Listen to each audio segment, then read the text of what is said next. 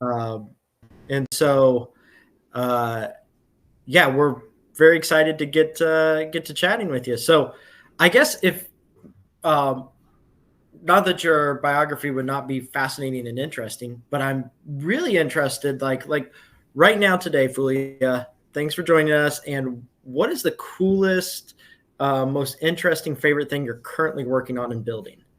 Like, Oh, talk okay. a little bit about yourself if you'd like, but I'm just curious, like, what's the coolest thing you're building and doing right now? So my background is in education, but I am so much into well-being side of the things. Okay. I always like look for what is the motivation? How do we feel better during the day? How do we do reset our minds and so we can learn better, we can perform better. Like how can we Hmm. improve our performance in learning and everything. So that's why while I was doing my PhD, I was taking mindful self-compassion teaching, health coaching, breath coaching, shamanic training, telehealing, like whatever, like all those type of trainings that people use to feel better. Hmm. I got those trainings and it gave me a lot of insights into because if you don't have the motivation to learn, no one can make you learn, even if Hmm. you see a game or whatever. You just feel down and don't have energy, and it's not possible. So that's the exciting thing I'm working on now is creating a gamified training for Hmm. daily reset. So what can you do for 5 minutes during the day just to bring up your like, oh, okay, I just needed to have some encouragement Hmm.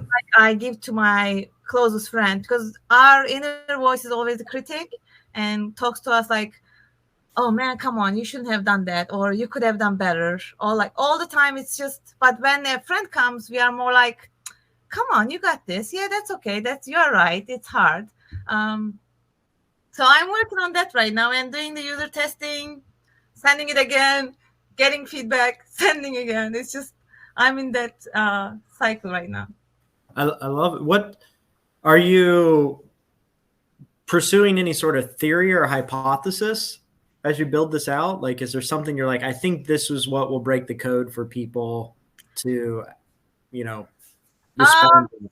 So my main thing, more like scientific side of me, is the mindful self-compassion is one of my greatest influences. The way we talk to ourselves, how we show Mhm. ourselves kindness, and how can we bring the wisdom inside. But it's not like I am not a person who gets only stuck with one thing and focuses on that thing. I just look for, because we are different. Different things can make us. So we have like a spiritual and logical side of us. So Mhm. sometimes the analytical side works, but sometimes we need more spiritual, that kind of inner faith, kind of things we need. So not really is the answer to that question. That's I mean, I'm right there with you. I actually think that one of the greatest applications of learning and training today should pursue, call it user loneliness or user disconnect and disassociation. So the Mhm. more that we have remote learning and work from home, or even you can be in a cubicle or you can be in a crowded room and feel alone. And True. the questions around like, what does it mean to engage with something so that you feel connected again, so you feel seen and heard and respected, um, are questions I don't think a lot of learning and development leaders are looking at, but I think that's actually the most powerful thing we can do. Yeah, we Um, are treating humans as like robots. But mhm. especially after COVID, we saw how we are behind integrating the online learning system. It's not about the tools that you use. It's like how you really integrate it to human life, how you bring the application. It's more of the it's not like the gamification. It's not like Mhm. using this fancy tool. It's, are you triggering my intrinsic motivation? Are you making me, oh, I want to do this more, I want to continue more? So when I build this thing, I always ask to the user, did you want to continue to the next day? Because I have like 7 day daily reset thing. So when they finish day one, hey, do you want to continue to day two, or do you feel like, this is not for me? So that's the Mhm. main thing in learning. If you want to go to a classroom another day, and if you feel excited, then that's the meaningful learning, Mhm. engaging learning. What do you think about?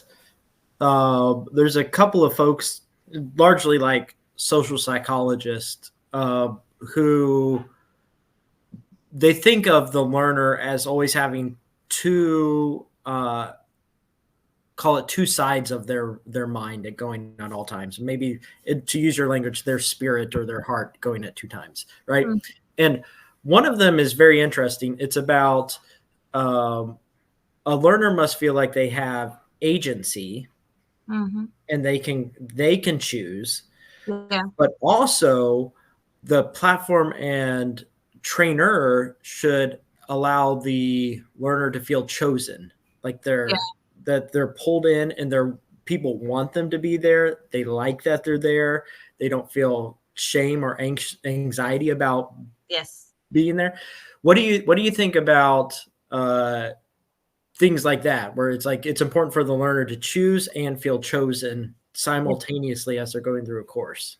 I think that's the most empowering thing. My PhD expert is in self-regulated learning. Like, how do you Okay. regulate yourself? How do you get to know yourself with your thinking, with your motivations, and how do you get the autonomy while you learn, instead of me being sit in front of a video and answering quiz questions.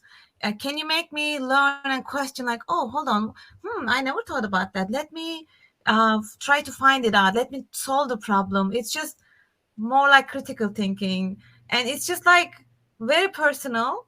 So when you create trainings, you cannot do mass trainings that will touch to the needs and backgrounds of everyone, because everyone is different with their background and their needs. Hmm. So that's why you need to be more specific, and especially when you have your goal in your mind. Do you want to, there was a video the other day I was watching, do you want to create performance based people, or do you want to create goal based like people? Like, do Hmm. you want them to only just finish something, or do you, and then like set their goals as they go along, or do you want them to compare with each other? Oh, I wasn't good, or I'm not doing this, I'm not learning. But are you learning day by day more? Are you Hmm. improving more? So that's a different approach also, in terms of like how do you learn and differ as Yeah. individuals. So you've brought up your PhD work. Is that Yeah. what? Yeah. Yeah. What was your biggest aha moment when you were going through your work? Like, what was the thing that changed your world when you were? I think it was before PhD. So I was a teacher. I was teaching Okay. science. And then I started creating web quests for students. And it was a big risk, because I don't know how taking them computer lab all the time is gonna affect the end of grade testing. And they were all hypnotized. They were like, oh my God, this is great, because they are looking for it. They are Googling, searching, typing. So they are finding out the answers instead of me telling them, what is this? What is that? And guess what? They did 32% more than the previous year. So it's Mhm. just, the school was like, what did you do? Like, how did you become? Because it was a low income, low status school, and we like went above the expectations. And I'm like, I'm done. When I started PhD, I realized I was using metacognition. So metacognition is how you think about your cognition. Like, did Mhm. I learn this? Do I need to read again? Do I need to summarize? Or what do I do to learn this better? And I said I was using these tools like self-reflection. I was giving students the journals, like, hey, write every day. What did you like? What did you not like? What did you learn? All those things, like a diary. And then it just also gave me so much insight into it. So that's why I changed my perspective on the PhD, creating something like I wanted to create game-based learning, but I wanted to integrate those strategies into game-based learning. So that was, I think, more like this is the thing missing in our life. This is the missing thing. If you can teach everyone those metacognitive strategies, they will learn anything. You don't need to teach them the subject. They can find out, uh, check it, understand it. If they didn't understand it, look for other resources. It's not easy, but that's the main thing. I'm curious. You brought up gamification a few times. Um, let's assume people know what it is. If they don't, want, we can explain it too. We can. I guess maybe I would like to. Could you explain it from the view of what it's not, like what people confuse gamification with, or what might come to mind and say, hey, some people think it's this, but it's actually not. This is actually gamification. So there are games, right? We all know games. There are board games, there are digital games, and there's game-based learning, which can be digital, also can be also in person in the classroom with using different tools, like the board games and stuff. But when you don't use a game, like a whole game with the rules, goals, all those type of like what makes something a game. But if you can use just some elements from a game, it's called gamification. So it's not like a real game, but it looks like kind of game. Mm-hmm. So I see some arguments going on LinkedIn, especially about gamification. It's a tool. If you do not make your analyses on your learner, their background, their knowledge, their needs and expectations, then gamification will not, of course, work. But you can use it to encourage, especially the intrinsic motivation side of learner kind of thing. So that's what gamification is, just using more like game elements in a learning environment. Yeah, I absolutely agree. Right. I previous to my current work, I built a couple of high schools and a middle school, right? And so we were always looking at gamification because, right, if you follow the work of like, what would you call him? I want to say he's a biological psychologist, but I don't think that's the right term. Like Piaget, and he's like, the only way we learn is through games. Wait, like you might that's how he started working with his kids. Yeah, you might think that you're capturing information, just rote information, but you're actually at a metacognitive way. You're playing a game with yourself.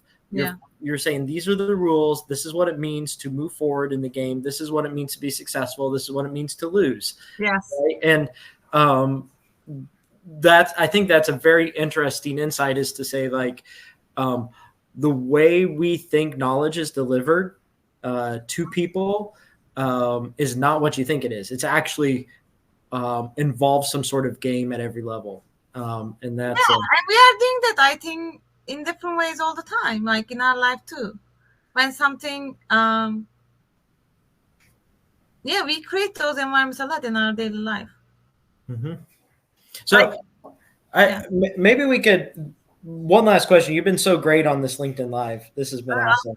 I appreciate I'm curious, where do you think, like, as a learning leader, as someone who studied, you've decided, arguably you have one life to live, and you're like, all right, I'm going to give it to learning about learning, metacognition, gamification, etc. Where do you think the world's headed with this? Like, when you look in a crystal ball and you make a prediction, like, where do you think in the next year or two, you can go as far as you'd like, is coming next in our industry, within this industry? So I've been raised in a business family, which is one of the reasons I think I wanted to stay away from that side of the things. More like I want to do learning, less stressful. It's more like passionate. Mm-hmm. It's like you give and you grow more.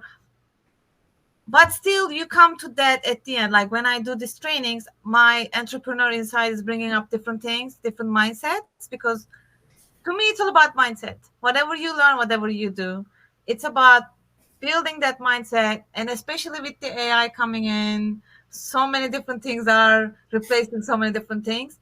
We need to create learning environments and learning experiences that creates that growth mindset, which will build their resilience, which will make them like, okay, I can fall, but I can get up and then learn it more. I can do more. Like, how do I do this? What is my style of doing these things? Like, that's the main thing when I do these things, is kind of like bringing me. So it's not like I'm saying this is the way you will learn science and it's not. You can learn anything. You can do anything, because it's not always the same topic for all of us. But if you can have the mindset to bring the thing you like with the way you say, I'm not going to give up. This is how learning happens. This is like, learning can be frustrating. We all know this. So to go through that frustration brings the success. Mm-hmm. But how will you go through that frustration?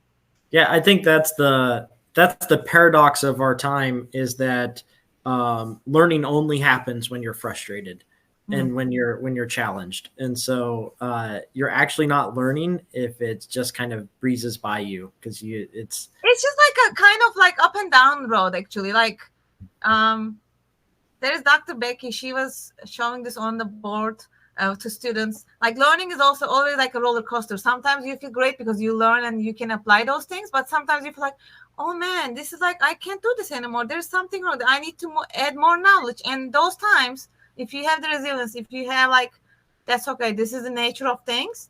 Then it makes things easier. Because if you say, oh man, look at that person, she's learning better than me, then that's the performance oriented people, which we always create in traditional learning system with the testing and the scores. That's not going to create people with growth mindset, and that's what we need, especially in this era, so much. couldn't agree more. Couldn't agree more. Well, I promise you only 20 minutes live, Yes, thank so you so much. thank That's- thank you so much. This has been awesome. We're going to cut the live here now, okay. and then we can continue to talk. Yes, Well, thank you thank so you, much. Fulya. It was great to be on this live show.